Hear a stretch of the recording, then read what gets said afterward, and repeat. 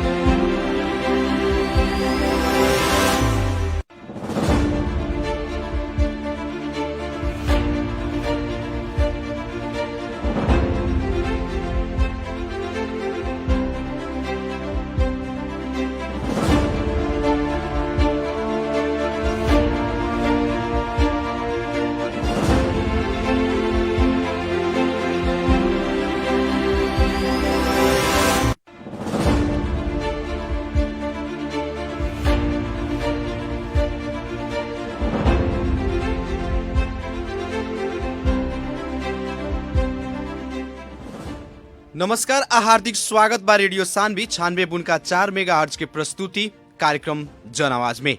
कार्यक्रम जन आवाज के साथ उपस्थित हो चुकल बानी हम कार्यक्रम प्रस्तोता मुकलेश गदी।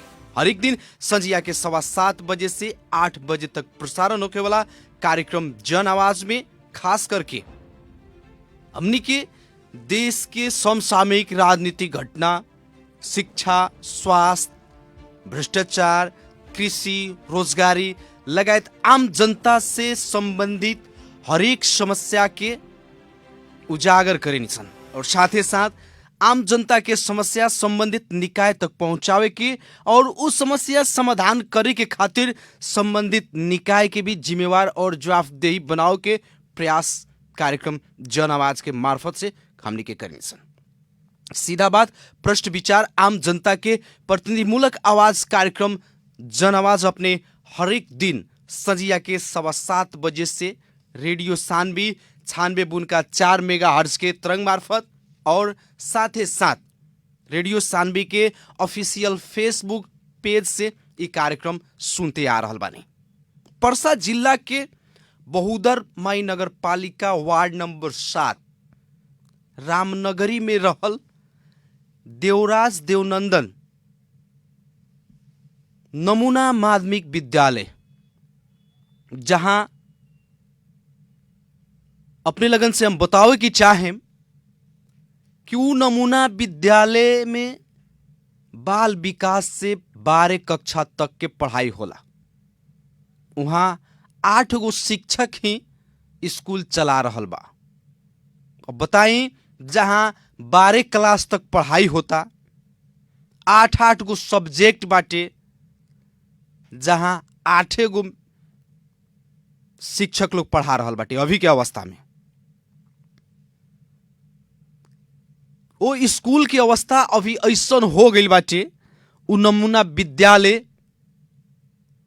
विद्यालय प्रशासन के कमजोरी, स्थानीय तह के उदासीनता, गैर जिम्मेवारी पूर्ण के कारण से अभी बहुदर माई नगर पालिका वार्ड नंबर 7 रामनगरी में रहल नमूना विद्यालय के हाल बेहाल बाटे।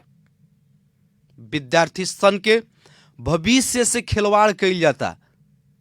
विद्यार्थी अपने लगन सुनले होखे, काल के घटना है, वहां के हेड सर के, वड़ा अध्यक्ष लोग के, विद्यालय व्यवस्थापन समिति के पदाधिकारी लोग के विद्यार्थी सब ऑफिस में थूनले रहे।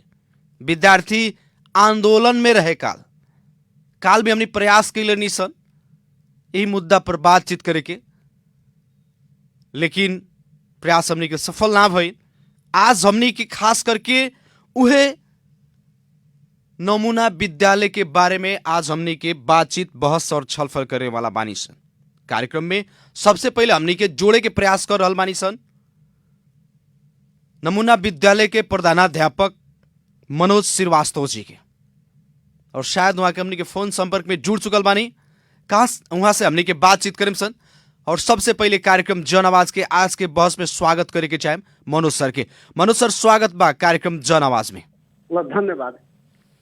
मनोज सर, काल सामाजिक संजाल में देखे के मिलल, सुने के मिलल, अपने लगन के स्कूल के विद्यार्थी अपना ही लगन के ऑफिस में घेर ले रहे लोग, का है कारण, काहे अपने लगन घेराई रहनी? सबसे पहले तो हम करेक्शन करे के चाहे जी कि हमनी के विद्यालय बहुदर माई नगर पालिका के रामनगरी 8 में स्थापित बा, 7 ना है। 7 ना 8 नंबर वार्ड है। जी जी जी अब विद्यालय के नाम पड़ी श्री देवनंदन देवराज नमूना माध्यमिक विद्यालय। देवनंदन देवराज, हाँ माध्यमिक विद्यालय। जी जी नमूना भी बात नमूना के बारे नमूना मावी। में। जी अब रह गई संदर्भ काल के बारे में बात। जी जी वो विद्यालय उच्च मावी, पहले तो उच्च मावी कहल जाता रहा, +2 कहल जाला।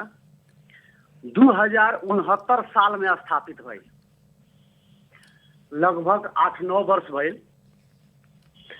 8-9 वर्ष से अभी तक वो उच्च मावी में +2 में एक भी ना दरबंदी बा, ना कोनो कहीं से अनुदान मिलेला।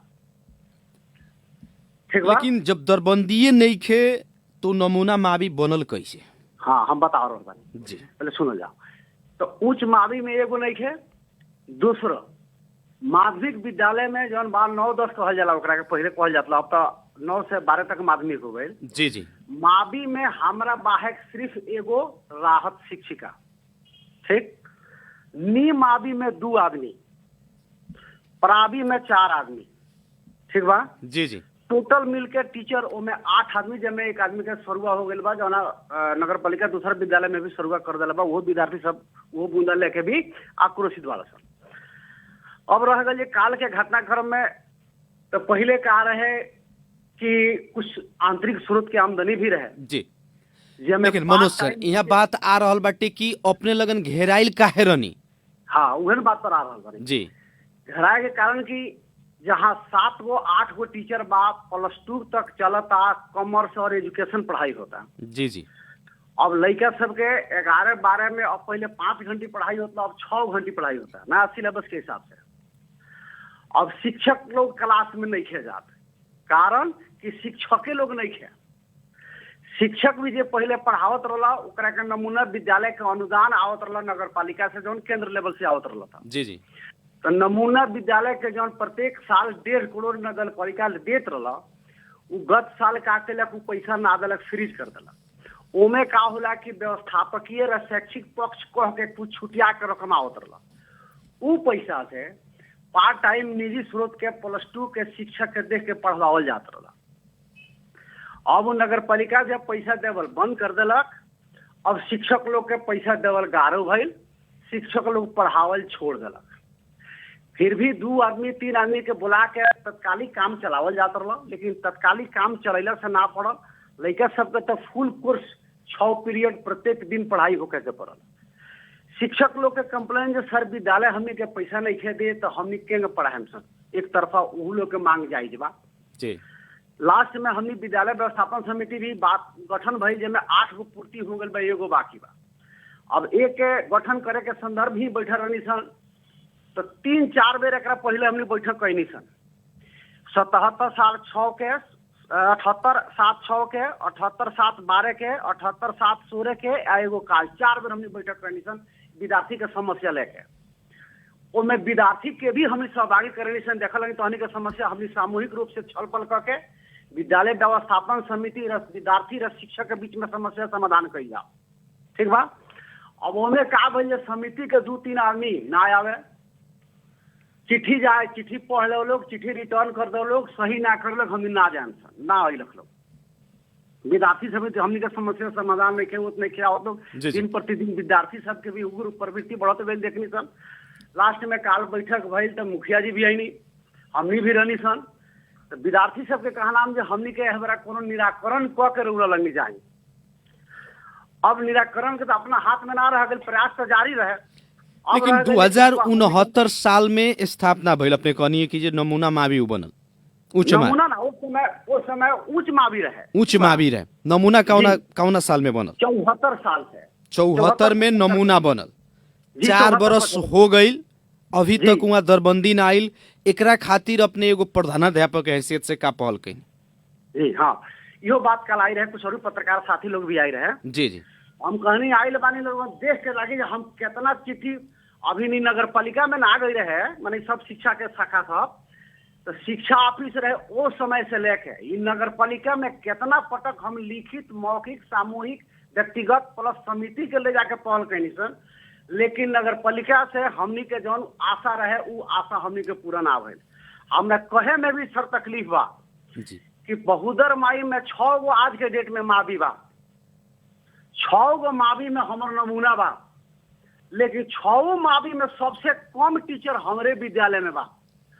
अगर रउआ तो पत्रकार बानी पता करत हो कि परसा जिला में लगभग 4 से 5 के आसपास में विद्यालय बारह सन। जी जी महानगर पालिका में देखल जाए तो लगभग 93 गो विद्यालय बारह सन सब मिला के। लेकिन कहीं देखे में जिला भर में जहां तक हमारे एगो अनुभव बा, एगो माने अनुमान बा कि कहीं मावी चलत हो के कहीं +2 चलत हो के जिसमें 7 गो टीचर 1 से लेके 12 तक ना पढ़ाओ तो नहीं है। लेकिन मनोज सर अपने कहता नहीं कि परसा जिला में ही देखल जाए तो सबसे कम दरबंदी अपने ही के स्कूल में बताओता। जी जी जी। लेकिन नमूना बनल कैसे, प्रश्न यहाँ आवता। अब न कि हम एकरो के बारे में हम बताओ सर, नमूना बनावे के का होला कि नमूना के वो क्राइटेरिया निकल रहा है जौन के 100 नंबर रहे जी, ठीक बा। अब ओमे का होला जे कॉमर्स पढ़ाई होता कि ना, साइंस पढ़ाई होता कि ना, एजुकेशन पढ़ाई होता कि ना। अब साइंस नहीं है तो कुछ कम मार्किंग भइल, कॉमर्स पढ़ाई होता, एजुकेशन पढ़ाई होता तो एक नंबर छूट जाइला। ओकरा बाद 11-12 के रिजल्ट, SLC के रिजल्ट, भौतिक सुख सुविधा बा कि ना, जमीन बा कि ना, अगर नमूना विद्यालय के पूर्वाधार स्थापित कइल जाता बनावल जाता तो ओकर जगह बा कि ना, समझनी जी जी। तो ओकर विभिन्न क्राइटेरिया सब अपनैलक। ओकरा बाद उ क्राइटेरिया में व्यवस्थापन समिति बा कि ना, शिक्षक अभिभावक संघ बा कि ना, रउरा सामाजिक परीक्षण समिति बा कि ना, इस सब के क्राइटेरिया छुटेल रहे। उस सब क्राइटेरिया में हमनी के खरा उतरनी सन, जमे सब प्रथम में परसा जिला में 4 गो नमूना विद्यालय बन जन हमरो सिलेक्शन भइल, बड़ा खुशी भी लागल।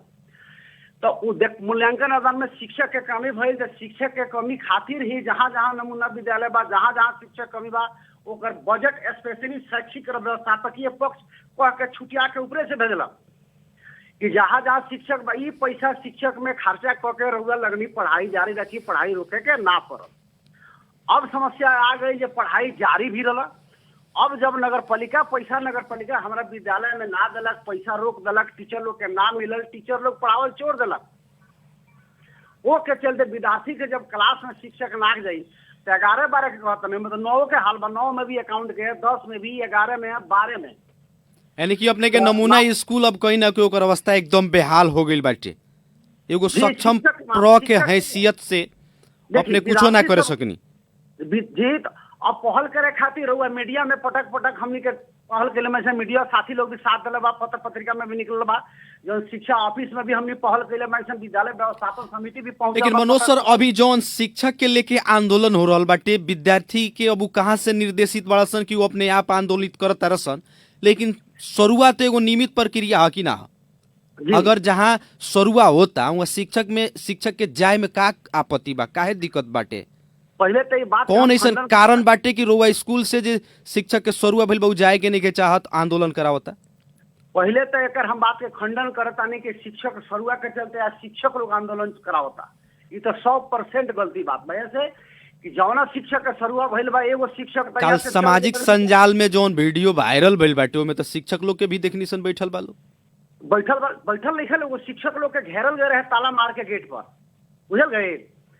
वो शिक्षक के जब कहता नहीं एकरा पहले एगो शिक्षक के शुरुआ भइल ना विद्यालय के जानकारी ना प्रो के जानकारी ना स्कूल के कोनो जानकारी नहीं के शिक्षक के नगर पालिका। अच्छा मनोज सर, बिना विद्यालय के सहमति के आधार पर हुआ, बिना सहमति के आधार पर शिक्षक के शुरुआ हो सकता भइल बा? उहे बात कहता नहीं जे जनता बूझो जी नगर पालिका से का हमारा विद्यालय प्रति केंग हो रहा बा। यह बात वो फोन करिए तो हमरा बड़ा खुशी लगा कम से कम अपने के माध्यम से तो हम जनता के बताई, समाज के बताई जे देखी का हो रहा बा। जी जी। बिना विद्यालय के जानकारी के एगो तो लिखित चिट्ठी होला, फोनो से जानकारी नहीं है जरूर। विद्यालय के शिक्षक हम शुरुआ करता नहीं, विद्यालय के शिक्षक के अन्यत्र विद्यालय में शुरुआ भइल, वो शिक्षक आज तक ले रवाना ना लेलन, वो हमनी के जानकारी नहीं है। बाद में था लगल जो दूसरा जगह हाजिर करता रहन नगर पालिका, पैसा वहाँ भेजता वहाँ पढ़ावता रहन। फिर एगो कुछ दिन बीतल तो फिर एगो टीचर के शुरुआ कर दिलन, वो टीचर के निवेदन नगर पालिका में नहीं है, विद्यालय व्यवस्थापन समिति के निर्णय नहीं है, प्रधानाध्यापक के जानकारी नहीं है, शिक्षक का शुरुआ हो गई। बाद में जानकारी भइल विद्यालय व्यवस्थापन समिति के तो निर्णय करके नगर पालिका में जानकारी दिया इस नगर पालिका के 4-4.5 साल में आज तक एगो रुआ दरबंदी ना थपनी, एगो स्वयं सेवक रूप में रुआ ना थपनी, आ जौन 7 गो 8 गो टीचर बा उहो काट काट के रुआ ले जाता नहीं, तो कम से कम देत नहीं तो जौन बात कौनों को बचा के राखी ना। रौरे नगर पालिका में 6 गो मावी बा, 6 गो में सबसे कम बात है का बात है बेसिया का बात। अच्छा, ई दरबंदिया के कटले बा, माने सरुआ के कइले बाटे शिक्षक लोग? सरुआ भइल बा नगर पालिका। जी, नगर पालिका कइले बाटे। तो अपने नगर पालिका के संबंधित व्यक्ति बा जे शिक्षा देख रहल बाटे, चाहे वहाँ के जे नगर प्रमुख बाटे, ओकरा से बात कइनी कि ना? वो तो व्यवस्थापन समिति का निर्णय ले जाके खूब दाता करेली, हमने खुद 3-4 आदमी गइल बानी सन, खुद स्पष्ट ऑफिस में बैठ के बात भइल बा। लेकिन अपने के तो विद्यालय व्यवस्थापन समिति सुनल जाला कि पूर्णते नहीं खे पहिले 8 आदमी बा। व्यवस्थापन समिति के का नियम है जी जी कि जब तक समिति पूर्ण नहीं खे भइल तो जितना सदस्य लोग प्रेजेंट होता वही में वरिष्ठ आदमी के अध्यक्षता में करके समिति काम चलावल जाला जब तक पूर्ण नहीं खे हो। लेकिन 3 वर्ष में अपने ना करे सकनी का है, पूर्णता काहे नहीं खे पाओ समिति? गलत जानकारी भेल बा। 3 वर्ष से हमने विद्यालय में समिति ना रहल, 1.5 वर्ष हमने समिति एकरा पहले हम वहाँ जब शुरुआ होकर गए तो 6 महीना में समिति गठन भइल। जी जी, समिति जब पूर्ण भइल खत्म भइल 3 साल के बाद समिति बीतल डेट, ओकरा 1.5 साल के बाद फिर समिति में गठन हो गइल बा। वो बहुदर मई नगर पालिका में। लेकिन मनोज सर 3 महीना हो गइल अपने लगन जौन समिति गठन कइले बानी, विद्यालय व्यवस्थापन समिति गठन, लेकिन पूर्णता नहीं खे पहले 3 महीना से, ये तो सत्य है। 4 गो अभिभावक में से लियाला, ठीक जी बा? जी, तो 4 गो में से अभिभावक से भेला करा के 4 गो हमने लेकर चल सर। विद्यालय व्यवस्थापन समिति में 9 आदमी होला, ओकरा बाद 2 गो फिर एगो वड़ाध्यक्ष, एगो शिक्षक प्रतिनिधि, 2 आदमी फिर सिलेक्शन करनी सन, 6 आदमी भइल। ओकरा बाद में फिर एगो चंदादाता के सिलेक्शन करनी सन, तो टोटल 8 आदमी। अब 1 आदमी को और मनोनीत करके हमने के अध्यक्ष बना दें सन। यही सिलसिला में ही काल बैठक भइल जे 9 समिति के सदस्य के गठन करके काल पूर्णता दिया। जब तक विद्यार्थी सबके संतुष्टि ना भइल जे फिर टाड़े वाला बात लागत है। अब वो का के लसन विद्यार्थी सबके तो पढ़ाई से मतलब बा, अपने के गांव के राजनीति से सरोवर से कोनो मतलब नहीं है। लेकिन एगो हेड सर के, विद्यालय व्यवस्थापन समिति के सदस्य के, जनप्रतिनिधि के, विद्यार्थी ही स्कूल में, वो दूसरा जगह ना, स्कूल में जब ताला बंद कर देता, अपने लगन के वो कमरा में बंद कर देता, तो अनुशासन कहाँ बाटे? नमूना विद्यालय के विद्यार्थी के ये अनुशासन? अभी तो तालाबंदी जब हो गई हमने के ऑफिस इससे तो प्रश्न हो रहा बा कि विद्यालय प्रशासन फेलुअर बाटे यहाँ। अब सब बताई जहाँ एको गो +2 के टीचर नहीं है, 1-2 घंटी मान तनी पढ़ावत नहीं जी, 9 क्लास के 10 क्लास के 8-8 घंटी बा, 11 के 12 के 6-6 घंटी बा, और पूरा क्लास खाली रहता। 2-3 गो टीचर लोग पढ़ावत, तो विद्यार्थी फील्ड में वो अपन पढ़ाई का हक मांगत रहसन कि ना मांग सकत रहसन। अब ओकनी के बाद समय पर जगह पर पहुंचाओ जाता, कोनो सुनवाई नहीं हो तो बात हो के कैले बड़सन। लेकिन ओकनी के ना करे के चाहिए। हमनी के वही संदर्भ में बैठल रहनी सन, लेकिन रह गई बाद में लास्ट में सब नगर पालिका से प्रतिनिधि लोग आयल, प्रशासन भइल, अभिभावक लोग आयल, विद्यार्थी भइल, शिक्षक लोग भइल, समिति लोग बैठ के ओकरा के का सहमति भइल। काल जौन उ लोग के आंदोलन रहे, रुआ लगन के घेरले रहेलो, का सहमति के बावजूद जाके वो लोग के आंदोलन खत्म भइल और अपने लगन के कहीं ना कहीं विद्यार्थी सबके मांग रहे 6 गो। जी जी, वो 6 गो में 2 गो मांग लगभग मिलते जुलते रहे। पहिल के मांग रहे किताब के व्यवस्था जी, हमनी के किताब मिले के चाहिए, ठीक बा? जी जी, किताब काहे ना मिल रहे अभी तक? सुनी, 1 क्लास से 10 क्लास तक पूरा किताब बता चुकल बा जी। और वो माने जानकारी करें कि नेपाल हम तो जानकारी बेसी नहीं खेल, लेकिन फिर भी कहत नहीं नेपाल में ऐसा कौन +2 हुई, कौन नमूना हुई, कौन स्कूल हुई जहां विद्यार्थी के नामांकन एडमिशन 100% फ्री बा, 11-12 के किताब पूरा विद्यालय के तरफ से फ्री बा, 11 के 12 महीना के फीस फ्री बा, 12 महीना के 12 क्लास के फी पूरा फ्री बा 12 महीना के। अब रह गई ओखनी के इस टोटल विद्यालय के तरफ से विद्यालय व्यवस्थापन समिति निर्णय तो A to Z पूरा फ्री कर दल बा। यह गत साल पहले 122 गो एडमिशन भैया हमनी के 11 में, अब शिक्षक के कमी के चलते जामा आज के डेट में 32 गो एडमिशन बा हमारा विद्यालय में। जी जी, लेकिन इतना सेवा सुविधा देते हुए विद्यार्थी खातिर यह मेरा नमूना स्कूल रोवता जी, रोवता नमूना स्कूल, वो नमूना स्कूल में पढ़े वाला विद्यार्थी के भविष्य अन्योल में बाटे, भविष्य के साथ खिलवाड़ कइल जाता। एकदम मुआ रहल बा जी। हम का कसूर बाटे ओ स्कूलवा में पढ़े वाला विद्यार्थी के का कसूर बाटे, काहे ऐसा हो रहल बाटे? जी इ लड़का सन के कोनो कसूर नहीं है। जौन गरीब के बाल बच्चा लोग बा, लड़की लोग बा, उहे सरकारी विद्यालय में पढ़ता। धनी मनी के आदमी के बाल बच्चा तो वो शहर पकड़ बा चाहे बाजार में पढ़ता दूसरा जगह जाके। अब इतना सुविधा दिया था, लेकिन शिक्षक हमने के जौन चाहता नहीं, शिक्षक के कमी पूरा नहीं हो। उहे से विद्यार्थी लोग 6 को मांग रख के भी अपन आंदोलन कैलक, चक्का जाम चाहे तालाबंदी। जब पहिलका मांग रहे किताब के व्यवस्था, तो हम करे के हम किताब के व्यवस्था में पूरा किताब दिया चुकल बा। तो फिर बात काहे आई, काहे कि किताब तो विद्यालय से संबंधित चीज है, विद्यालय वितरण करेला किताब। वो विद्यालय से जौन नगर पालिका किताब के पैसा दिया देवला वो पूरा दिया चुकल बा। +2 के 11-12 के किताब के पैसा विद्यालय व्यवस्थापन समिति वो निर्णय कैलक लोग, तो वो निर्णय बमोजिम किताब कीन के 11-12 के लड़का सबके बटाइल। अब ओमे कहा बा किताब जब बटाइल उस समय हमारा +2 में 23 गो विद्यार्थी रहल सन। 2 गो एक्स्ट्रा मिल के 25 सेट किताब कीन के आयल बीरगंज के किताब के दुकान से। जब किताब आ गई 25 सेट, तो 25 सेट बटाइल, तो किताब जब फ्री में लागे लागल, बटाया लागल, लड़का सबके 12 महीना के फी फ्री हो गई, तो थप विद्यार्थी फिर आके 7 गो एडमिशन करेल सन, जौना के 7 गोड़ा के किताब बाकी बा। 12 क्लास में पूरा सेट किताब बटा गई बा। वो में हेल्थ के जो ऑप्शनल विद्यार्थी हेल्थ पढ़ता रहसन, ओकनी के जो दुकान वाला के किताब ना रहे तो कहलन सर 2-4-5 दिन के बाद ही किताब आई ओपीटी रुआ ले जाके बाटम। तो एगो ऊ बाकी है, बाकी टोटल किताब। लेकिन भादो 28 गते से नया शैक्षिक सत्र शुरू भइल कोरोना महामारी के दूसरका लहर के कारण से। अब बताई भादो 28 गते आज हमनी अभी बात कर रहल बानी सन, कौना मिति में बात कर रहल बानी सन? 4 गते। हाँ 4 गते हुए, अगहन 4 गते है। जी जी। अब बताई इतना दिन के भीतर में 7 गो विद्यार्थी के किताब ना दिया सकल? सुनी इतना दिन के बाद नहीं है, मैं देखिए टेक्निकल कहाँ बा। जी जी। किताब किने के विद्यालय व्यवस्थापन समिति निर्णय पहले कब कैले बा? निर्णय जानता नहीं कब कैल बा जी? दीपावली छठ के जब छुट्टी हो, तो छुट्टी से 1 दिन पहले विद्यालय व्यवस्थापन समिति बैठ के निर्णय कैले किताब दिलक देवे के। आज निर्णय कैलक बिहान मॉर्निंग में विद्यालय सब बंद भइल सन।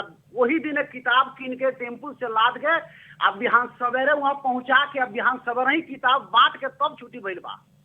अब विद्यालय व्यवस्थापन समिति निर्णय आज कैलक, ओकरा बिहान सवेरे किताब बटाइल बा। बुझी कितना फास्ट में काम भइल बा। अब रह गई विद्यालय चलता पहले से, लेकिन व्यवस्थापन समिति गठन करके निर्णय कैलक, निर्णय बमोजिम ककन बटाइल बा। विद्यार्थी के लेट हमने कहा कैले बन सन। अब रह गए खुलल बा, 5 गो 7 गो एडमिशन नया भइल बा, ओकरो के भइल बा। अच्छा, ई जौन बाकी किताब बाटे विद्यार्थी जौन विद्यार्थी सन के नइखे मिलल, ई किताब कहिया मने स्कूल बांटा ताटे? देखिए हमने के अभी नगर पालिका में विद्यालय 2 दिन बंद कैले बा। नगर पालिका रुआ त्योहार के सोमवार के मेला के लेके जी सोमवार के हमने के बैठक बा। नगर पालिका के प्रतिनिधि मेयर सर भी आवेला बानी, शिक्षा प्रमुख भी आवेला बानी, व्यवस्थापन समिति के सारा पदाधिकारी लोग बैठी, टोटल शिक्षक लोग भी बैठी। विद्यार्थी के जौन 6 गो मांग बा ओ मुद्दा पर हमने के वहाँ निर्णय करम सन। आ निर्णय करके जितना ओकनी के मांग बा, ओकनी के मांग हमने जितना संभव हुई, जितना जल्दी हुई, ओकनी के खास मांग में रह गए एगो शिक्षक के कमी जौन बा, मेन मुद्दा ई बा। जी जी बुझल गए। लेकिन अपने जब शिक्षक के कमी के बात आवता तो वहाँ तो अनुदान भी जुड़ता, जिसे कि नमूना विद्यालय चलाओ के खातिर तो अनुदान आवेला। अपने भी कहनी कि हमने के स्कूल में अनुदान आवत रहे तो कट काहे गई, काहे काटल गई, कारण का हो? काटल नहीं है, नगर पालिका रोक के रखले बा। काहे रोकले बाटे? तो एकरा के स्पष्ट नगर पालिका से हमने के पटक लिखित मौखिक। अब तरुआ 10 बजे फोन करती तो अगर बिहान तरुआ के मिथी तिथि दार्ता नंबर सारा हम बताई, ठीक बा जी। कई बेर हमनी पहल कैले बानी सर। यहाँ तक हमनी का पहल कर संबंधित व्यक्ति गाँव के जो 2 आदमी 4 आदमी अगुआ बा वो लोग से कहल बा ये देखिए हमनी के पैसा नगर पालिका नहीं देत रहो। नगर पालिका से नमूना विद्यालय के काहे खीस बाटे? नमूना विद्यालय के साथ ऐसा खिलवाड़ काहे करता नगर पालिका? देखिए हमारा बुझाई अनुसार सबसे का देखनी नमूना विद्यालय के माध्यम से माने त्यापुरा के माध्यम से का कहे, हमनी के बहुदरबाई नगर पालिका में शिक्षा के केहू कर्मचारी नहीं है। हाकिम साहब रानी पहले स्वास्थ्य देखी, कुछ दिन शिक्षा देखनी, अब प्रशासकीय प्रमुख बनी। शिक्षा के कोनो कर्मचारी परफेक्ट अनुभवी ना भइला के चलते ही आज शिक्षा के चाहे हमनी के 7 गो दरबंदी में 7 गो टीचर में चलावे के स्थिति बा। फिर भी इस शिक्षा के अगर जब तक मंत्र रउरा शिक्षा के अगर कर्मचारी के व्यवस्था नहीं के होत, अनुभवी अगर शिक्षक में कोनो जाके काम नहीं के करत, चाहे नगर पालिका एकरा के कोनो व्यवस्था नहीं के करत, तो बुझी ई स्थिति कबो सुधरे वाला नहीं के। लेकिन मनोज सर एगो और बात कथी आइल बा कि कानून जितना भी अनुदान आवेला नमूना विद्यालय के खातिर बिल्डिंग बनल, वो बिल्डिंग बनावे में नमूना विद्यालय में प्राप्त अनुदान में कहीं ना कहीं हिना मीना होला और उमें अपने के संलग्नता बा कह के भी आवाज आवता, हमनी के फोन आई रख जी। तो एगो बात सुन जाओ, हमारा विद्यालय में अख्तियार के 16 गो मुद्दा बा। जी जी बुझल गई। अख्तियार के साथी लोग टीम लेकर 2-2-3-3 बेर अपन इंजीनियर, ओवरसीयर, प्रशासन के टीम 2-3 बेर आके हमारा स्कूल में आके मशीन से कोड के सारा प्रशासन के हर लाइन से वहाँ चेक करके 2-2-3-3 बेर लोग से कुछ में सही शनाख्त में वो व्यवस्थापन समिति के अध्यक्ष, वार्ड अध्यक्ष, नगर पालिका के इंजीनियर, नगर पालिका को ओवरसीयर, हम गाँव के 2-4 आदमी सारा सही शनाख्त लेके गई वालों। ठीक बा जी। अब रह गई जब मान तानी केहू कहता हम हिना मीना कैले बानी, केहू कहता हम खराब कैले बानी, हम कहता नहीं हम बहुत अच्छा कैले बानी। अब जब ई समस्या दूसरा जगह बा, अब वो जौन फैसला करी तो ओकरा अंदर के चीज बा, तो हम कहें हम अच्छा करिए और कहे हम खराब करिए तो कहे के मिली। अब तो जब हम हाथ से चाहे रउरा हाथ से तीर कमान से निकल गए बा, जी जी गलत होई सजाए मिली, दंड मिली, जौन होई तो सहे के पड़ी, सही होई तो छुटकारा मिली। जी। यानी ओमे अपने तैयार बानी, अगर हिना मीना कैलो होखेम तो सजाए भोगेला तैयार बानी 100%। अब जैसे एक और बात कथी आइल कालू के जौन आंदोलन विद्यार्थी कैले रहे, वो वीडियो में विद्यार्थी कहता कि हमनी सर से हेड सर से कहनी हसन पढ़ाई के संबंध में, तो तोनी के पढ़ाई से हमरा कोनो मतलब नहीं के, जहाँ से तोनी पढ़सन कोचिंग करके पढ़सन चाहे जहाँ से कहसन हमनी के मतलब नहीं के। ऐसन एगो अपने के मने अभिव्यक्ति आइल बाटे, वो विद्यार्थी सन के बनाई बाटे का एगो प्रधानाध्यापक के हैसियत से ऐसन कहे के मिली विद्यार्थी सन के 100% ही कहे के ना मिली जी। तो देखी के बात घुमा फिरा दिलक लोग। हमने के विद्यालय में व्यवस्थापन समिति के काल बैठक भई रहे, जना के चलते तालाबंदी भई रहे। पटक पटक खुद विद्यार्थी 11-12 के 3-4 बेर हमने बैठक करैला रहनी समिति के, ओमे खुद 11-12 के सारा विद्यार्थी को सहभागी करैला रहनी। लेकिन विद्यालय व्यवस्थापन समिति के 2-3 गो सदस्य लोग वहां ना आवे, समिति के निर्णय ना हो सके। तो सर पटक पटक हमनी आवत तारी सन, निर्णय नहीं होत, हमनी के पढ़ाई डिस्टर्ब बता, हमनी का करी सन। जो मनोज सर अपने तो विद्यालय व्यवस्थापन समिति के सदस्य सचिव जी, जब ऐसन विद्यालय व्यवस्थापन समिति बनैली लगन कि जहाँ के सदस्य ही लोग नहीं खे आवत, तो ऐसन समिति बना के फायदा का? जी, ये बात से हमरो तकलीफ बा, लेकिन रह गई जब हम अभिभावक के भेला करे सन जी जी, तो पूरा ओकर कहम जरूर कौन अपन लाइन देम तो वीडियो बना के भेज देम, जब पूरा नगर पालिका के प्रतिनिधि पूरा गांव के भेला करा के अभिभावक के अभिभावक के माध्यम से 2 महिला पुरुष उहे लोग चुन के दिलक। आधिकारिक और कानूनी रूप से शिक्षा एन के टेक के रुआ गठन करैले बानी, एमे कोनो दू मत नहीं के। लेकिन जब ओइसन के समिति आ गई जौन कामे नहीं खे करत, ओकरा चलते रुआ स्कूल के भविष्य बर्बाद हो रहल बाटे। एबरा नमूना माँ भी संकट में बाटे, रामनगरी के नमूना में भी संकट में बा, तो ओइसन समिति के सदस्य लोग के झारे में का दिक्कत बा? अब देखिए ये बात काल पत्रकार 2-4 गो साथी लोग रहे जी, ये भी लोग के बात आइल जब मान तने 2 आदमी 3 आदमी नहीं खिया होता एकरा के विद्यालय के बंधक बना के तो रखे के ना मिली। विद्यालय ऐसा जगह ओकरा के कि वो राजनीतिक रूप से ओकरा के बंदी बनावे के चाहता, समिति के नाम पर राजनीति करे के चाहता, तो विद्यालय प्रशासन वहाँ अडिग होके पड़ल न जी। यह बात लेके पत्रकार साथी लोग भी गए, जब 11-12 के विद्यार्थी सबके भी हमने भेला करैनी सल, ऑफिस में जब बोलैनी सल 2-3 गो प्रतिनिधि लोग आवत रहे, तो इहो मांग ओकनी के बाजे जे नइखे ओकरा के खारिज करी, ओकरा के हटाई या दोसर प्रतिनिधि के मांग करी। तो हमनी के का कहनी, कम से कम 3 गो पत्र हम पठैनी, 3 गो पत्र के कुछ लोग ना जवाब दिलक ना पत्र के सही कैलक, सिर्फ पढ़ के आ चिट्ठी लौटा दिलक लोग, ना आइलक लोग। अब रह गई एक बात, वही के चलते काल हमने बैठनी सन वड़ाध्यक्ष साहब के सहमति से, जब का कल जब एक बारे में ओकरा कानूनी रूप से देख के केंगे कैला पर निदान हुई, एकरा के आगे बढ़े के पड़ल। बहुत समस्या जुटल बा स्कूल में। अब यह सिलसिला में बात होकर हमनी के बातचीत भइल जी जी, पहले विद्यार्थी सबके चित्त ना बुझल, तो कुछ हमनी के ऑफिस में कुछ शिक्षक लोग के भीतर रह के तालाबंदी करके आंदोलन में उतरल सन।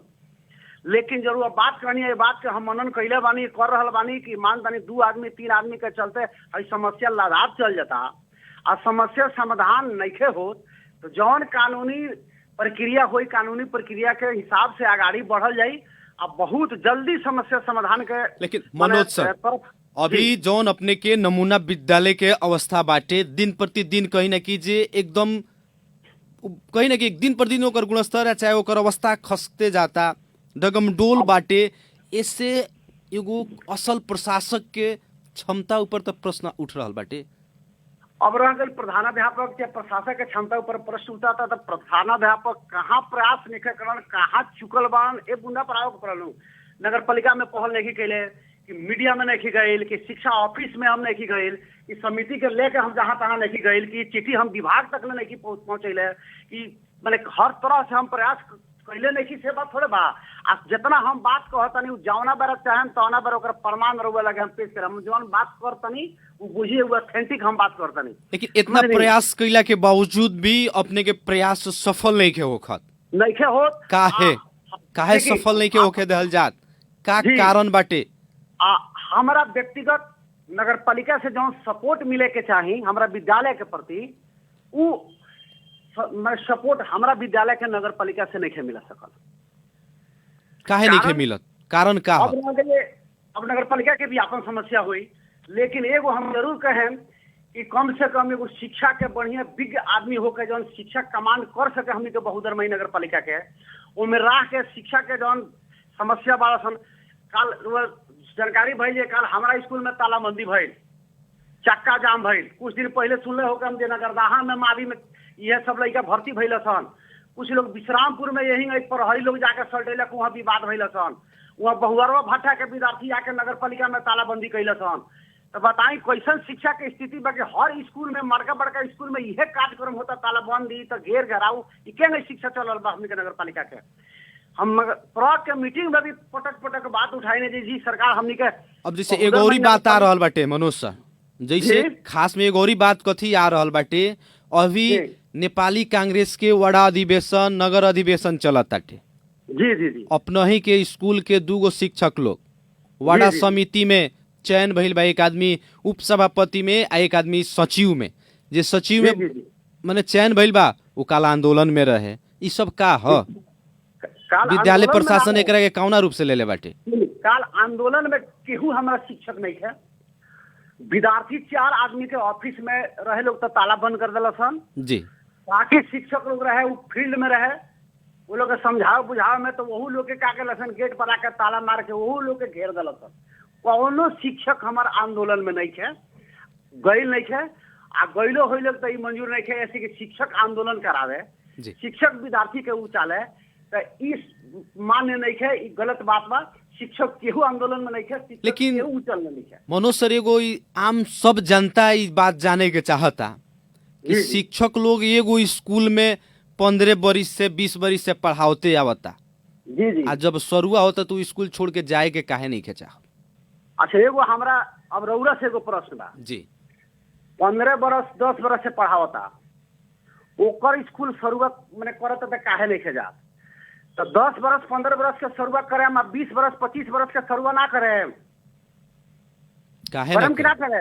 एकदम होके के पर एगो बात। दूसरका बात, हमने के भोजपुरी में का कहावत बा कि अपना चश्मा से ना लौकेला कोनो चीज लिखत पढ़े के तो थोड़ा देर खातिर 2 मिनट 4 मिनट चश्मा मांग के केगो सही कर दिया, चाहे कुछ 2 लाइन 4 लाइन लिख लियाला। जी जी। अपना समझ में नहीं आवत तो कम से कम महानगर पालिका से तो बुद्धि लेवे के पड़ल। दूसरा होशियार आदमी से बुद्धि लेवे में चाहे राय लेवे में शिकायत के कौन बात बा? अब बताई आज तक नगर पालिका हमारा विद्यालय में 4 साढ़े 4 बरस नगर पालिका के भइल कि ना भइल? एगो शिक्षक हमारा स्कूल में दरबंदी थपले हुई हैं स्वयं सेवक के रूप में चाहे क्यों से लिया के थपले बा ना। आ हमर जौन शिक्षक 7 गो 8 गो वो में तेरे वो भेज देता नहीं तो शिक्षक रउरा का करी? हमारा दरबंदी विद्यार्थी हम साथ है तो दरबंदी पूरा कराई। कितना दरबंदी होके के चाहिए अपने के स्कूल में अपने के विद्यार्थी के अनुपात में? हमार नमूना विद्यालय के हिसाब से 30 गो विद्यार्थी पर एगो शिक्षक दिलबा जी।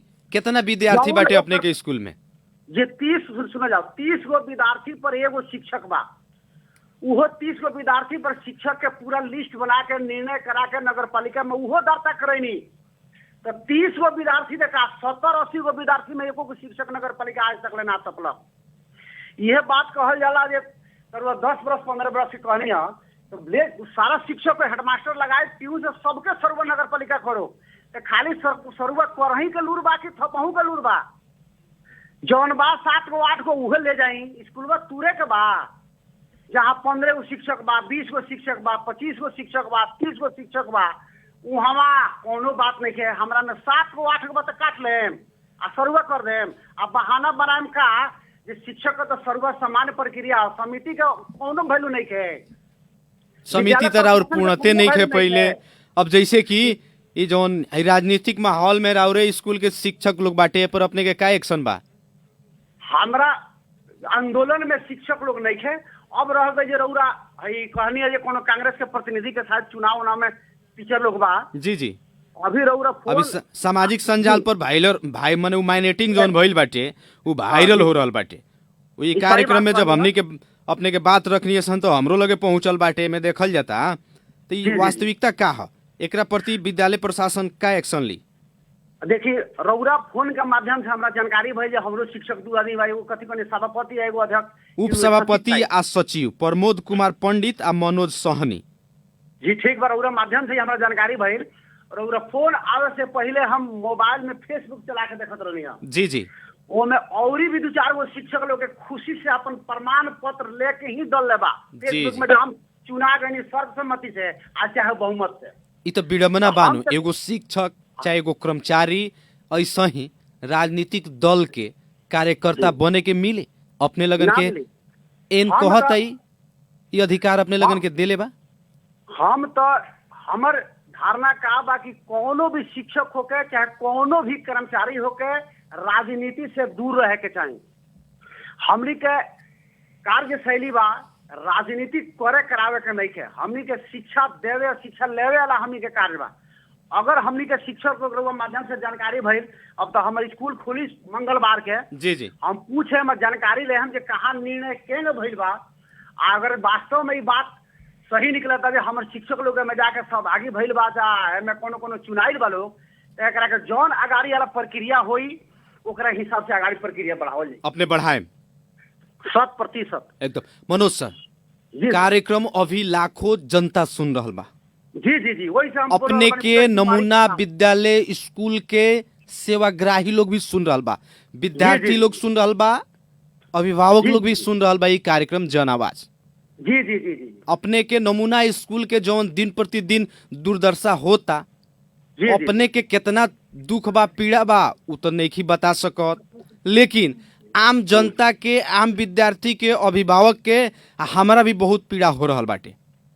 देखिए पत्रकार साथी इस चीज के अब एकरा के समाधान करे के खातिर अपने के नमूना मावी के अस्तित्व बचावे के खातिर का करे के पड़ल और अपने का करे। जी जी जी देखिए कहने अपने के जन पीड़ा बाकी ना जी जी हम एकरा बारे में 1-2 लाइन कहे के चाहे कि हम गईनी तो एकरा पहले नी मावी के हेड सर रहनी वहाँ ठीक बा।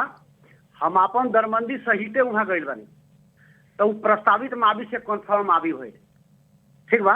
हम दरबंदी सहित गई ओकरा बाद गैला में विद्यालय व्यवस्थापन समिति गठन भइल। वहाँ जे अगुआ 2-4 आदमी लोग के सर्वसम्मति से बैठ के समिति गठन भइल। समिति गठन कैला के रिजल्ट का मिलल कि नमूना विद्यालय में हमनी के विद्यालय छनौट भइल। बड़ा खुशी लागल। जिला में 4 गो भइल। पहल कैनी सन रौरा हमनी के एसएलसी बहुदरमई नगर पालिका में पहिल का सेंटर एसएलसी के हमरे विद्यालय में भइल। 11-12 के सेंटर हमरे विद्यालय में भइल। आवे वाला समय में बस तालीम केंद्र बने वाला बैचलर चले वाला लेकिन कुछ विवाद के कारण से मनोज सर अपने के गैला से वहाँ परिवर्तन भइल बाटे। परिवर्तन ना होके के बात नहीं कि अपने के गैला से वो स्कूल में परिवर्तन भइल बाटे। 1 मिनट हमरा के बोले दिया समझल गई जी। अब रह गई इतना माने परिवर्तन हमनी कहनी सन आ हमरे पाला में जो है नमूना बा चाहे मावी बा टूट जाओ चाहे विद्यालय मानतानी खत्म हो जाओ चाहे मर्ज हो जाओ तो बताइए कितना दुख के बात हुई या कितना पापी की माने पाप के भागीदारी अपने के बोके के पड़ी ना बोके के पड़ी। कोई नहीं धैनी हम ये मिटका के चल जाई ये हमर नैतिक दायित्व करता ना करी। अब का ओकरे करे चलते के पड़ल? अब कैसे अपने के नमूना मापी के अवस्था सुधार होई, कैसे वहाँ के समस्या जी के समाधान होई, पालिका के जी का करे के पड़ल, ओकरा खातिर अपने का पहल करें, और वहाँ के स्थानीय बासिंदा लोग से भी का अपने पहल करवाएं? जी जी देखी उ जौन काल के कार्यक्रम बैठल तो हमनी के 6 बूंदा निर्णय भइल जे मेयर साहब के विद्यालय के जे देख रेख करल बा वो लोग के राख के हमनी के यहाँ निर्णय क्रम से बूंदा के संबोधन करे खातिर तो परसों सोमवार के 8 बजे के लोग टाइम दिले बा। जी अब देखिए हम विदुर जी के फोन करी तो विदुर जी कहता रहन मलाई टाइम छै ना, ठीक बा। और जी, जी। मीडिया के माध्यम से भी जानता सुनत है विदुर जी के कहना में हम मलाई टाइम छै ना, मैं बाहर गई रह छूं।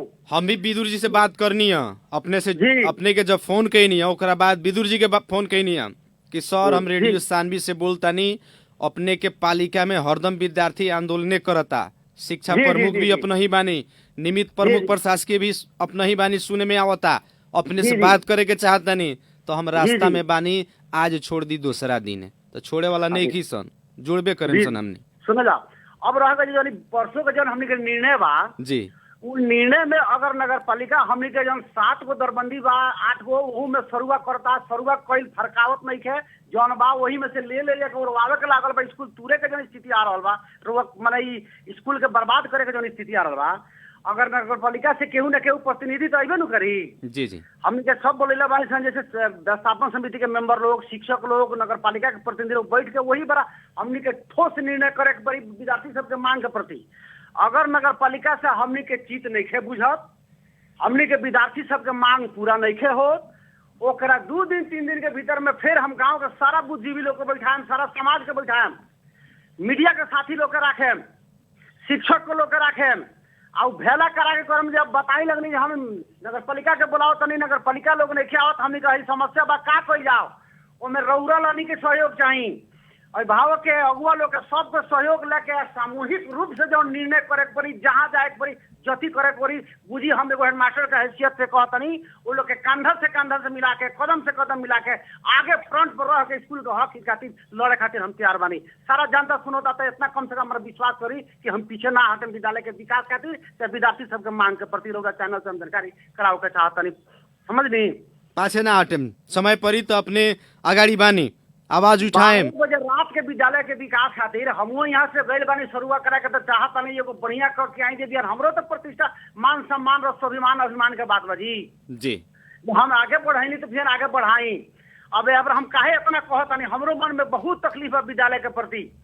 चाहल जाता हमारे साथ ही बंधक बना के पंगु बना के रख दिल बोलो विद्यालय के 4 साल 4.5 साल बीत गए, हमने के दरबंदी ना थपा सकल, अनुदान ना दिया सकल टीचर के बारे में, जहाँ पूरा बात पूरा बात, जहाँ कम बात में से भेजते जाता नहीं। ई का जी हमरो तकलीफ नहीं है, तकलीफ तो हमरो बानू, लेकिन जावना बेरा जहाँ खोजी विद्यालय के विकास खातिर रात दिन करे के हुई, हम उनमें पीछा नहीं कि सब आदमी के साथ बनी।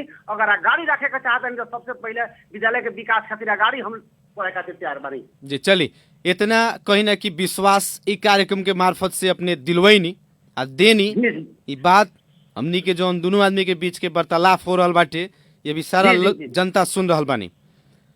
जी जी हम रउरा चैनल के माध्यम से का जनता लोग के कहे के चाहे, इस समस्या हमनी के बहुत जल्दी समाधान हुई। अगर समस्या समाधान ना हुई तो रउरा रानी के साथ में लेके, पत्रकार साथी के लेके, अभिभावक के लेके सामूहिक भेला करा के सामूहिक रूप से हमनी के आंदोलन करे के हुई, नगर पालिका में जाए के हुई, विभाग में जाए के हुई, जहाँ जाए के हुई, जहाँ स्कूल खातिर हमनी संघर्ष करल जाओ, मिल के चल जाओ। रउरा हमर दोस्त मत दी, हमनी रउरा लानी के मत दोस्त दी। अगर रउरा लानी चाहता नहीं कि स्कूल में खराबी बा, हेडमास्टर में खराबी बा, तो हम रउरा माध्यम से कहे के चाहे कि बूझी जितना खराबी बा वो सब हमारा खाता में, जितना अच्छाई बा वो सब रउरा लगनी के खाता में, लेकिन चलल जाओ मिल के हमने स्कूल के बचावल जाओ, स्कूल खातिर संघर्ष कर जाओ। लेकिन जौन खराबी बा ओकरा के भी तो हटावे के पड़ल, ओकरा के भी निकाल के बीगे के पड़ल, तब नु नमूना विद्यालय नमूना होई। नमूना से आस रहे हमने के पत्रकार साथी जे बिहान हमने के बैचलर चलाएम खास कहीं बहुत तकलीफ है बात के, सब सोचल सपना हमने के लिस्टिंग बनैले रहनी कि हम 5-3 साल के अंदर में का कैले बनी, हम भेला करा के बताम जे देखी लगनी 3 साल में का कहनी, फिर सहमति आई तो फिर 3 साल में का करम रुआ देखी लगनी, लेकिन सपोर्ट ना मिला के चलते हमरो मनोबल गिरल बा। यहाँ तक कि नगर पालिका से सहयोग ना मिला के चलते गत साल दशहरा में दसई में 27 गते हम निवेदन दार्ता करे भाई नगर पालिका महाविद्यालय, ये विद्यालय में ना रहे, हम विद्यालय में रही, कुछ करे नहीं सकत, नगर पालिका से सपोर्ट नहीं मिलत। अब बिहान है सब कोई दिल हमने मिटका के जाई जी, लेकिन फिर भी बरौनी के साथ मिलल। अब मिलत आप सब। चलिए मनोज सर कार्यक्रम के हमनी के अंत में बानी सन, हमनी के प्रयास रलक ह अपने से भी यथार्थ जाने के, और साथे साथ हमनी कुछ पल के खातिर, कुछ समय के खातिर जी वार्ड अध्यक्ष जी के भी जोड़े वाला बानी सन। जी जी अंत में अपने का कहेम? हम यह कहें खास कर हम अपने नगर पालिका प्रति कि कम से कम जितना जल्दी होके वो शिक्षक माने शिक्षा अधिकृत होके चाहे शिक्षा प्रमुख है कौनो के व्यवस्था करके हमनी के बहुदर माई नगर पालिका के शिक्षा के गुणस्तर बढ़ावल जाओ। तो हर मावी में विवादे बबाले तालाबंदी है, पुलिस पर हर या चक्का जाम घेरावे कार्यक्रम होता का है ए पर मनन करी लगनी। आ शिक्षा के विकास ही बड़का विकास बा। जितना गरीब के बाल बच्चा बा उसे सरकारी विद्यालय में पढ़ता, जे अमीर बा जे आगे बढ़ल बा सब बाल बच्चा बाहर पढ़ता रह। तो पहले शिक्षा के रोड बनाओ तनी लगी बनाई, सब चीज ठीक बा, लेकिन कम से कम शिक्षा के देखी लगनी। ये हमर विनम्र अनुरोध बा। चलिए बहुत बहुत धन्यवाद अपने के समय देनी कार्यक्रम जन आवाज के खातिर। ल धन्यवाद रौरो, कम से कम अपन बात राखे के विद्यालय के कुछ दिन एक खातिर बहुत बहुत रौरा चैनल के हमरा तरफ से शुभकामना बा, धन्यवाद बा जी। आदरणीय जन समुदाय कार्यक्रम जन आवाज के बहस में हमने के अभी काल की घटना है बहुदर माई नगर पालिका, जहां काल ना विगत में भी अपने लगन सुनले होखेम देखले होखेम सामाजिक संजाल के मार्फत से पालिका के भीतर रहल स्कूल सब में विद्यार्थी आंदोलन करता पढ़ाई के खातिर, शिक्षक लोग के खातिर। काहे संबंधित निकाय, संबंधित पालिका, नगर पालिका और वहाँ के जे भी प्रतिनिधि बा काहे ऐसे कहीं ना कीजिए बेखबर बाटे, काहे नहीं के चाहत वहाँ के शिक्षा की अवस्था सुधार होके के। काले के समस्या पर हमनी के फिर एगो अतिथि के जोड़ रहल बानी सन, जे बहुदर माई नगर पालिका वार्ड नंबर 8 के वाड़ा अध्यक्ष बानी पुनीलाल शाह जी, वहाँ के जोड़े के प्रयास कर रहल बानी सन। शायद हमनी के फोन संपर्क में भी आ चुकल बानी, स्वागत करे के चाहे। मुखिया जी स्वागत बा कार्यक्रम जन आवाज में। एकदम धन्यवाद बा। अब जैसे काले के घटना है, हमनी के भी सामाजिक संजाल से सुननी सन, जनप्रतिनिधि लोग के, हेड सर लोग के, विद्यालय व्यवस्थापन समिति के सदस्य लोग के विद्यार्थी घेरले रहसन। काहे कारण का है, विद्यार्थी काहे आंदोलन कर रहल बाटे? जी जी ठीक बा, एकदम धन्यवाद बा। अब अगर कि अभी आदमी के एगो न्यूज अभी आ रहल बा बुझनी जी, वो न्यूज अभी सुन रहल बन तो हम लोग के 2 मिनट के बाद हम अपने से बात करें जी। अपने के आवाज अभी लाखों लाख जनता सुन रहल बाटे। न्यूज के अभी छोड़ी, न्यूज के अभी छोड़ी, अभी यह जनता के सवाल चल रहल बाटे, जनता के अपने के पालिका के समस्या के बात आ रहल बाटे। आज खातिर न्यूज छोड़ दी। काल जौन आंदोलन विद्यार्थी कैले रहे, काहे कैले रहे और ओकरा ऊपर अपने के का पहल बाटे, का पहल कैनी? अच्छा ठीक बा, सुन ला।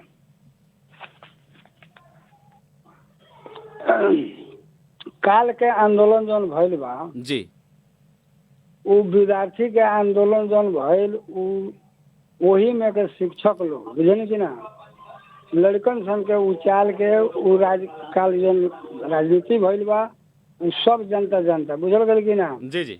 आज से 3 दिन पहले हमने के लगा सूचना आयल कि हमने के स्कूल में बैठक बा व्यवस्थापन समिति के और स्कूल के भी समस्या लेके। हमने ठीक बा बैठल जाए जी। काल जब हमने के बैठनी सन तो अभी पहले से प्लानिंग बने रहे बुझल गल कि ना। जी जी।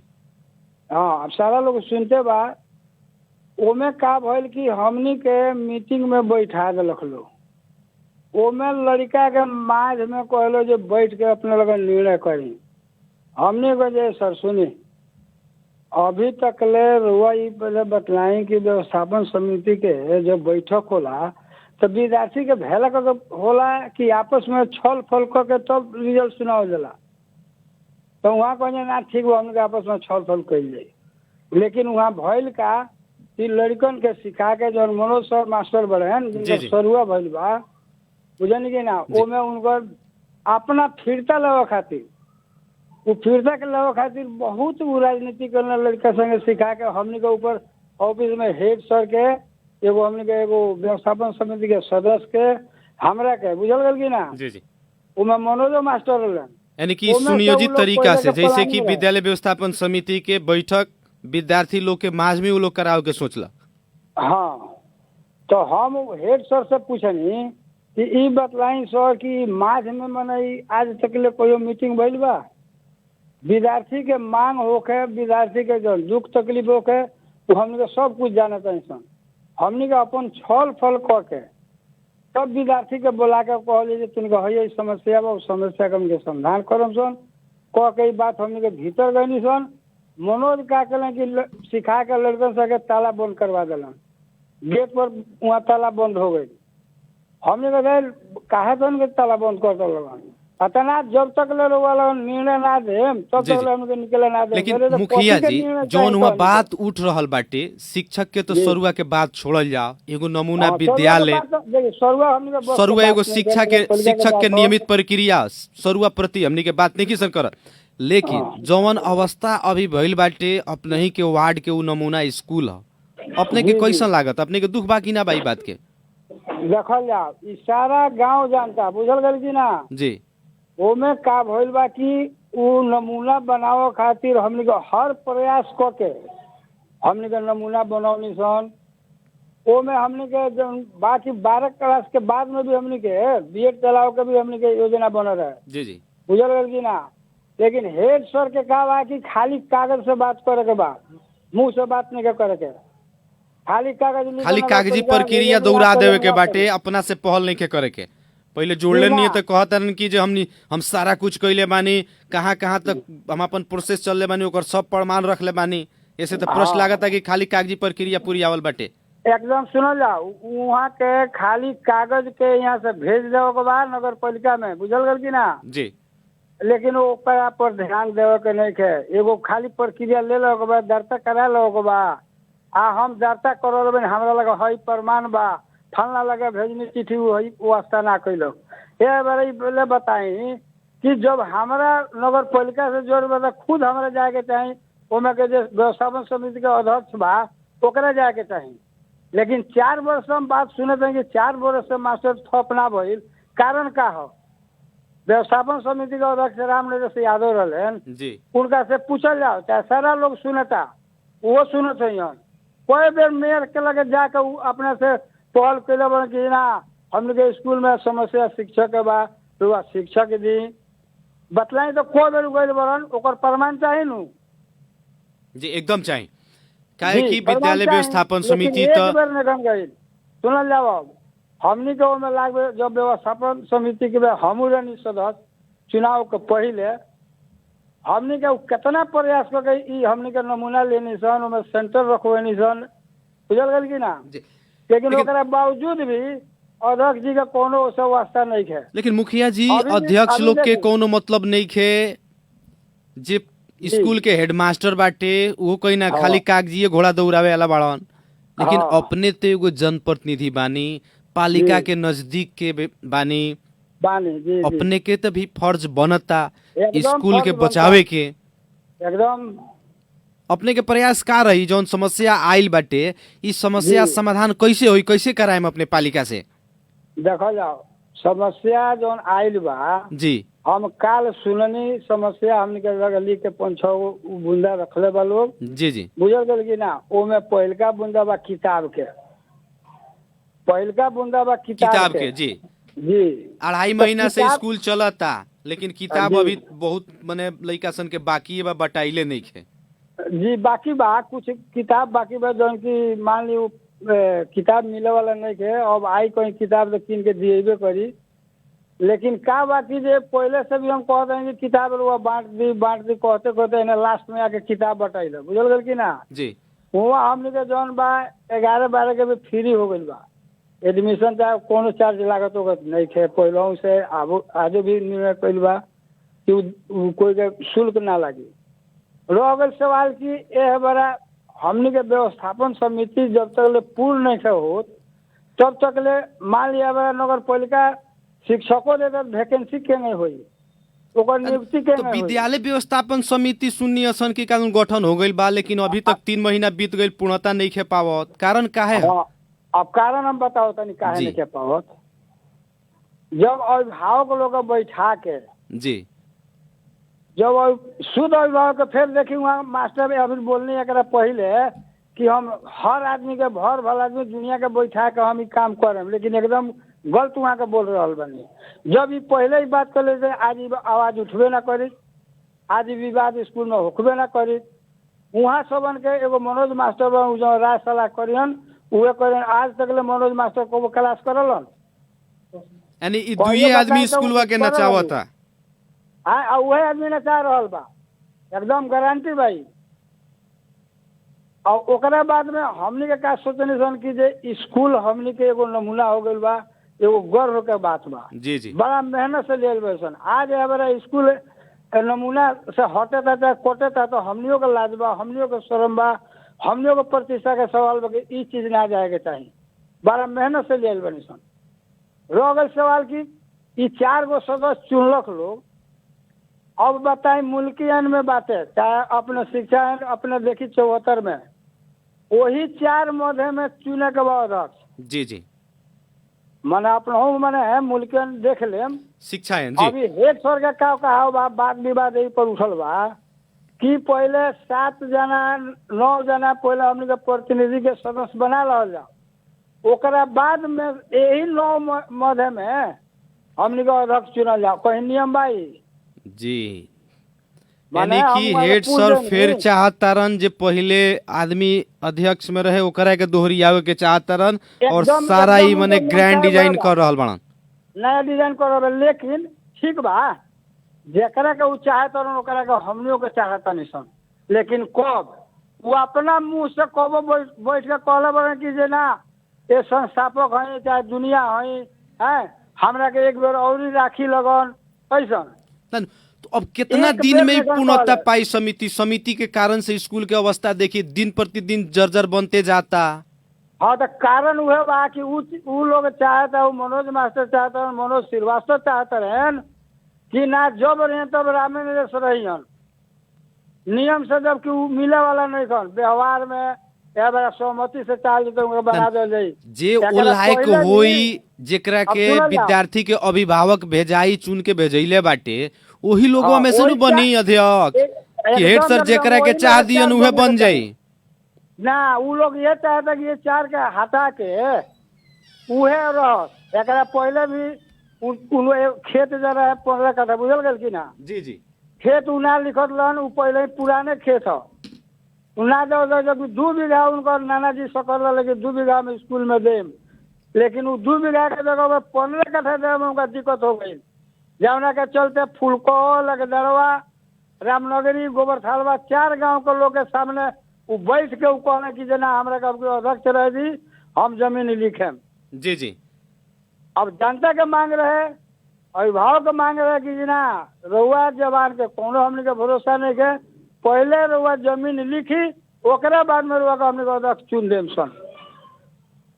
यही करते करते 5-6 महीना बीत गल। हार पाच के जब देखल कि कोनो में उनकर चेहरा ना चल सकल तब उ का कले कि जमीन अपना जनाना के नाम में लिख दिलन।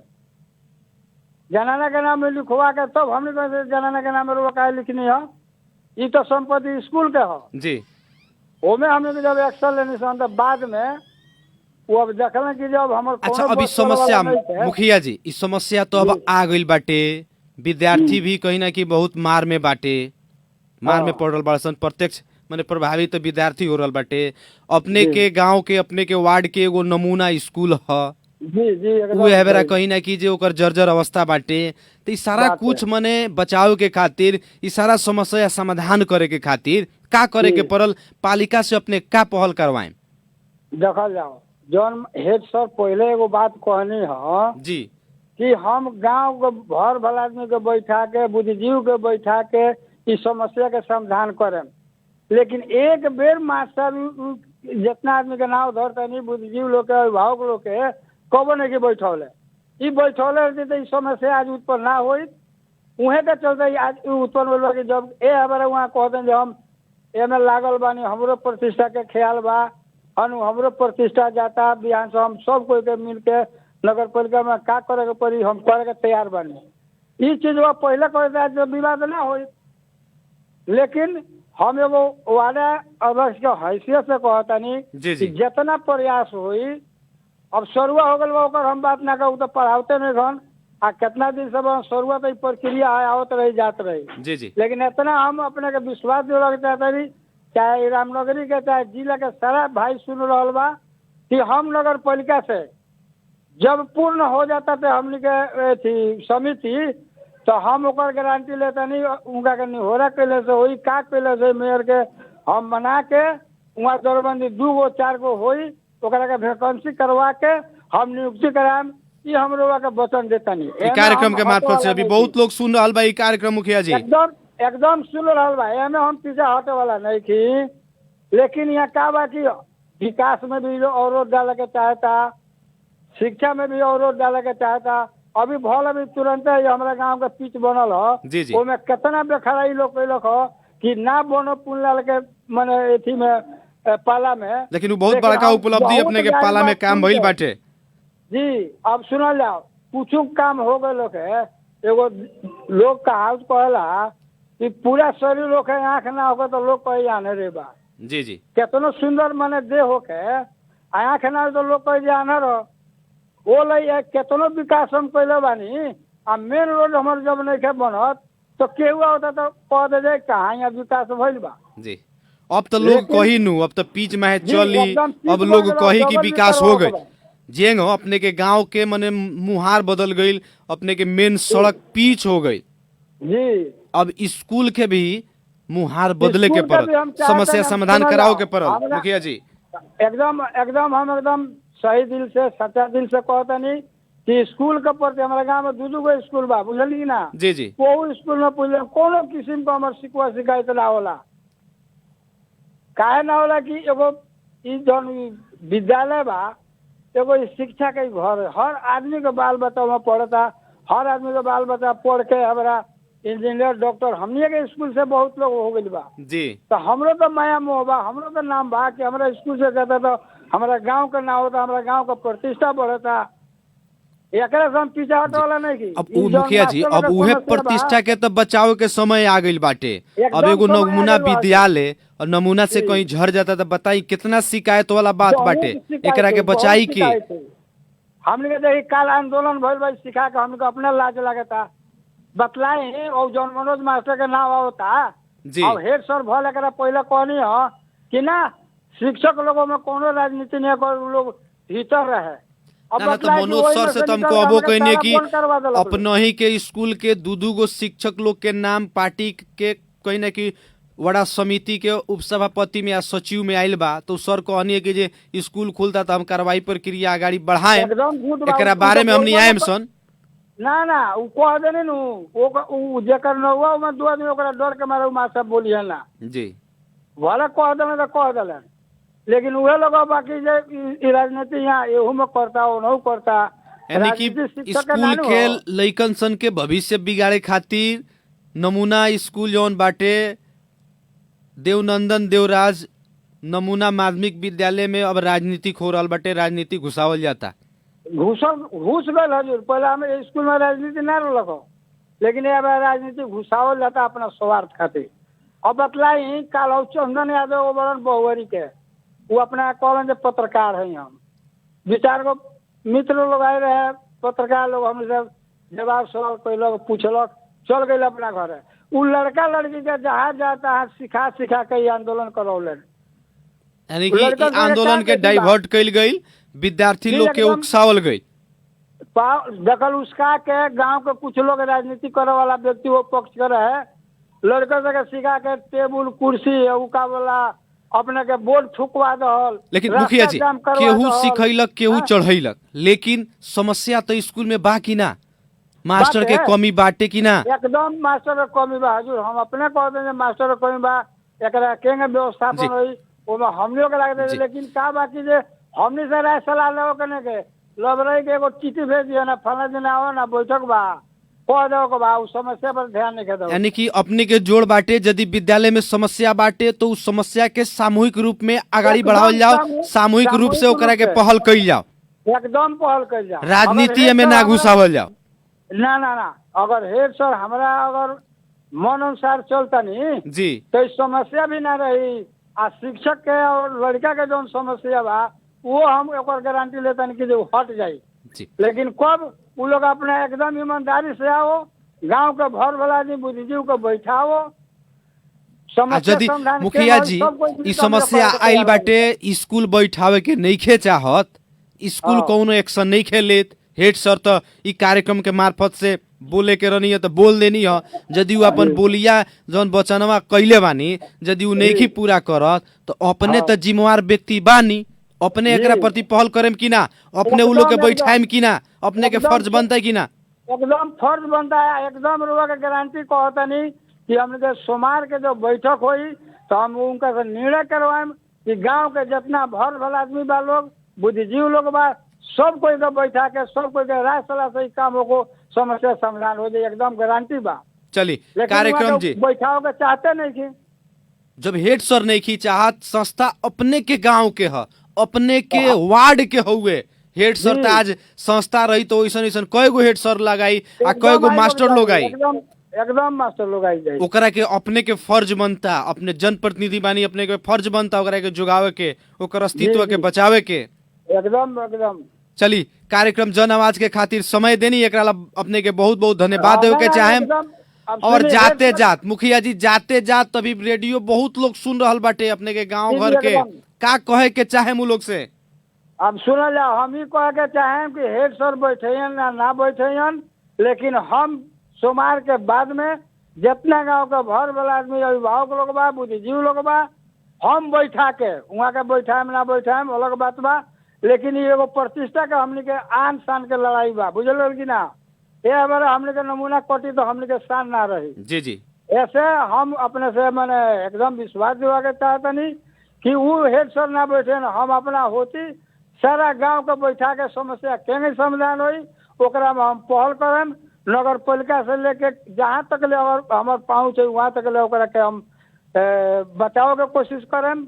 चली बहुत बहुत लड़का धन्यवाद का बाटे समस्या मुखिया बा, जी, कार्यक्रम लड़का जन का- आवाज के खातिर समय देनी, एकरा ला हमनी के भी निर्धारित जी। समय से बहुत एकदम पाछे आगे बनी लड़का सन। के जौन चाहना बा चाहना अनुसार, जी। विद्यार्थी के चाहना अनुसार जौन भी हमने के सकम जौन अपना सक अनुसार ओकरे के जितना सुविधा मिले वाला है उ सुविधा दिवाओ के हम अपने से प्रतिबद्धता करता नहीं। इस सारा लोग सुनता, लेकिन ईमानदारी से कोनो काम हो तो कोनो समस्या में हमरा नहीं बुझा जाए समस्या समाधान ना हो। चली सब समस्या समाधान चली होई। धन्यवाद अपने के खातिर, अपने अपन विचार रखनी, प्रतिबद्धता जनैनी, ये प्रतिबद्धता के मुताबिक अपने भी काम करे के पड़ी, हमनी एकदम, छोड़े वाला एकदम। नहीं की सन, जब तक वहाँ के समस्या समाधान नहीं के हो तब तक। तब तक ले हम जीमा ना छोड़म गांव के, बुझल गल कि ना। हेड जी, सर जी। के छोड़ दम, हम गांव के बैठा के निहोरा पाती क के इस समस्या के नहीं समाधान होई ओकरा विषय में लोग सुनम कि हम पहल कर देन कि ना कहतनी। ये बार सारा लोग आवाज सुनता, जी हमने के जौन कहम सन तौन करते रहम सन। ओकरा खातिर जौन भी हमने के कठिनाई आई वो कठिनाई के झेले खातिर, लोग के गाड़ी बात सुने खातिर हमने के एकदम तैयार बनी सन, बुझल गल कि ना। धन्यवाद मुखिया जी, धन्यवाद, धन्यवाद। नमस्कार, छूटे के चाहे हम अपने से। जी जी एकदम जी। धन्यवाद बा।